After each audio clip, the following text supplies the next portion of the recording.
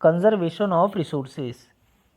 We know that resources are vital for any development activity, but their unlimited consumptions and overutilization may lead to socio-economic problem and environmental problem. That is why its conservation is essential. So the conservation of resources means protection and rational use of resources so that they cannot be exhausted for future generation, or we can define it as using resources carefully and giving them time to get renewed is called resources conservation. So students, जैसा कि आपको पता है, resources किसी भी development activity के लिए necessary होते हैं, लेकिन इनका अनलिमिटेड कंजप्शंस या उपभोग और अधिक यूज़ करने पर सोशियो इकोनॉमिक प्रॉब्लम के साथ साथ इन्वायरमेंटल संबंधी प्रॉब्लम भी क्रिएट हो सकती है। इसलिए इनका कंजर्वेशन आवश्यक है। इसलिए रिसोर्सेस कंजर्वेशन का मतलब है इनको सही ढंग से उपयोग में लाने के साथ साथ उसे इस तरह से सुरक्षित करके रखा जाए कि वह फ्यूचर जनरेशन के लिए ख़त्म ना हो, या फिर रिसोर्सेस को सावधानीपूर्वक यूज़ करने के साथ साथ उन्हें रिन्यूड होने के लिए पर्याप्त समय दिए जाने को रिसोर्सेस कंजर्वेशन कहते हैं। So student, afforestation, mixed farming, protection of wild life, rain water harvesting and recycling of water are few example of resources conservation. Mahatma Gandhi showed his concern about the world that there is enough for everybody needs and not for anybody greeds. He said that greedy and selfish individuals and exploitative nature of modern technology as the real cause of resource depletion at the global level. Now the next topic is sustainable development. It is defined as balancing the need to use resources and conserve them for future is called the sustainable development. Or in another word, we can say that sustainable development means development should be take place without damaging the environment, and development in present should not be compromised with the needs of future generations. So resources को इस तरह से संतुलन बनाते हुए use किया जाए कि वह भविष्य के लिए संरक्षित, मतलब कि कंजर्व रहे, सस्टेनेबल डेवलपमेंट कहलाता है।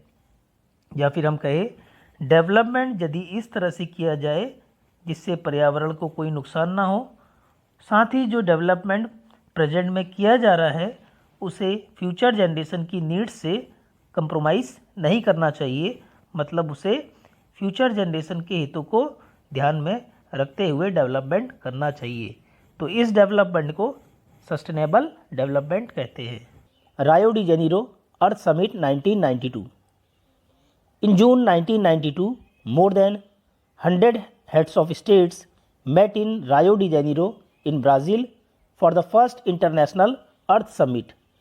The summit was convened for addressing urgent problem of environmental protection and socio-economic development at the global level. The assembled leaders signed the Declaration on Global Climatic Change and Biological Diversity. The Rio Convention endorsed the Global Forest Principles and adopted Agenda 21 for achieving sustainable development in 21st century. So student, June 1992 को पहले शिखर सम्मेलन का मतलब summit का Brazil में आयोजन किया गया, जिसमें विभिन्न देशों के 100 से भी ज़्यादा देशों के प्रतिनिधियों ने भाग लिया। जो सम्मेलन बुलाया गया था उसका मकसद ये था कि किस तरह से पर्यावरण संबंधित तथा सोशियो इकोनॉमिक डेवलपमेंट संबंधित समस्या जो वर्तमान में एक बड़ी समस्या बनकर उभर रही थी, उसे किस तरह से ग्लोबल लेवल मतलब वैश्विक स्तर पर उसे दूर किया जाए। तो इस सम्मेलन में उपस्थित सभी लीडर्स ने एक डिक्लेरेशन मतलब घोषणा पत्र पर साइन किए कि किस तरह से सभी देश एक दूसरे के साथ मिलकर कंट्रीब्यूशन करके क्लाइमेट में होने वाले परिवर्तन तथा बायोडाइवर्सिटी यानी जैव विविधता को बनाए रखेंगे। इस सम्मेलन में वैश्विक स्तर पर फॉरेस्ट प्रिंसिपल का भी समर्थन किया गया और एजेंडा 21 को अपनाया गया, जिससे 21st सेंचुरी तक सस्टेनेबल डेवलपमेंट को प्राप्त कर लिया जाए। Next topic is agenda 21। It is the declaration signed by world leader in 1992 at the United Nations Conference on the Environmental and Development, which took place at Rio de Janeiro, Brazil. It aims at achieving global sustainable development. It is an agenda to combat environmental damage, poverty, diseases through global cooperation on common interest, mutual needs, and shared responsibilities. One's major objective of Agenda 21 is that every local government should draw its local agenda. तो agenda 21 एक घोषणा है जिसे विश्व के कई leaders ने 1992 में इसमें साइन किए। ये घोषणा ब्राज़ील के रायो डी जेनेरो में संयुक्त राष्ट्र सम्मेलन जो पर्यावरण तथा विकास संबंधी समस्याओं पर हुआ था पर आधारित थी। इसका मतलब था कि सस्टेनेबल डेवलपमेंट प्राप्त करना है, मतलब वर्तमान में विकास भविष्य की ज़रूरतों को ध्यान में रखते हुए किया जाना चाहिए। इस एजेंडा या कार्यक्रम का मकसद ये था कि इन्वायरमेंट को होने वाले डैमेज, पॉवर्टी तथा डिजीज जैसी समस्याओं को ग्लोबल कोऑपरेशन के द्वारा, मतलब सभी के हितों को ध्यान रखते हुए, इसे ज़रूरत समझते हुए और मिलजुल कर जिम्मेदारी निभाते हुए ग्लोबल लेवल पर इन समस्याओं को हराना है। इस एजेंडा 21 का एक मकसद ये भी है कि लोकल गवर्नमेंट खुद अपना लोकल एजेंडा इस मकसद के लिए बनाएगी। Weathering, the process of breaking up of rocks to form soil is called weathering. Soil is continuously formed due to weathering, however process is very slow। तो वेदरिंग क्या है? यह वह प्रक्रिया है जिसमें चट्टानें ब्रेक होकर मिट्टी में बदल जाती है। सॉइल बनने का प्रोसेस लगातार चलता रहता है, हालांकि ये प्रोसेस बड़ी धीमी गति से होता है क्योंकि सॉइल की एक पतली सी परत बनने में लाखों साल तक लग जाते हैं। Next is parent rock. Parent rock is also referred as substratum rock. It is original rock and has a influence on the nature of resulting soil. तो पेरेंट रॉक को सबस्ट्रेटम रॉक भी कहते हैं।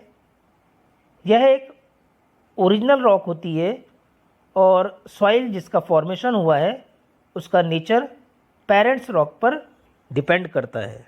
And then humus. Humus is the organic matter in the soil. It is made of dead part of plant and animals. तो humus एक प्रकार से मिट्टी में पाए जाने वाला ऑर्गेनिक मैटर है और यह डेड एनिमल्स एंड प्लांट के डिकम्पोज होने पर बनता है। Now let's come on the point, the soil profile. Unweathered bedrock और unweathered parent rocks. It is the bottom most layer of the soil and not formed by weathered phenomena. It provide base to the soil. तो unweathered bedrock या फिर parent rock soil की सबसे निचली परत होती है। यह ऊपर की मिट्टी के लिए सपोर्ट का काम करती है और इसका निर्माण रॉक के टूटने से नहीं होता। अगला है substratum weathered parent rock material.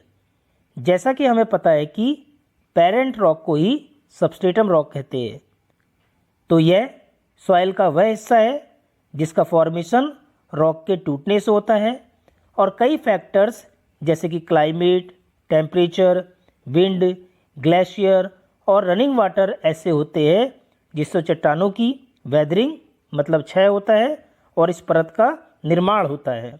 And then subsoil. Subsoil is the layer under the top soil on the surface of the ground. Like topsoil, it is made of a variable mixture of small particles such as sand, silt and clay, but much lower percentage of organic matter and humus. तो subsoil वो layer होती है जो top soil के ठीक नीचे होती है। यह सॉइल सैंड, सिल्ट, क्ले आदि का मिक्सचर होती है, लेकिन इनमें टॉप सॉइल के कंपेयर में ऑर्गेनिक मैटर और ह्यूमस कम मात्रा में पाया जाता है। And the last is top soil. Top soil is the top most layer of the soil which contains much humus content and responsible for growth of vegetation and supporting living organism. तो top soil मिट्टी की सबसे ऊपर वाली परत होती है। इसमें ह्यूमस अधिक मात्रा में पाया जाता है और ये जीवधारियों को सपोर्ट करने के साथ साथ प्लांट की ग्रोथ के लिए अति आवश्यक होती है।